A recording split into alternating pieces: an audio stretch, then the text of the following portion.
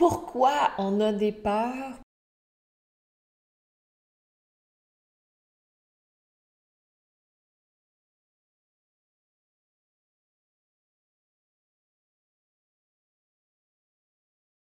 Donc, ces peurs qu'on vit nous empêchent parfois de nous réaliser, en fait. C'est un peu comme si on était deux êtres à l'intérieur de nous. On est cet être humain qu'on connaît, et là, celui qui va travailler, celui qui va penser au passé, celui qui va penser au futur. Et on a aussi une autre partie de nous qui est l'être spirituel, notre âme. Souvent, on pense qu'on est soit l'un, soit l'autre.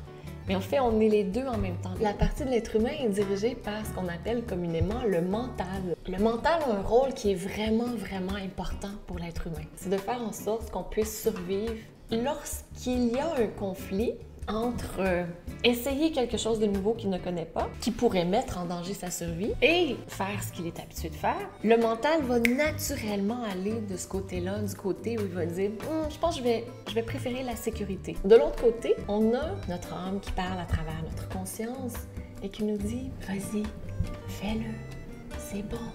C'est moi.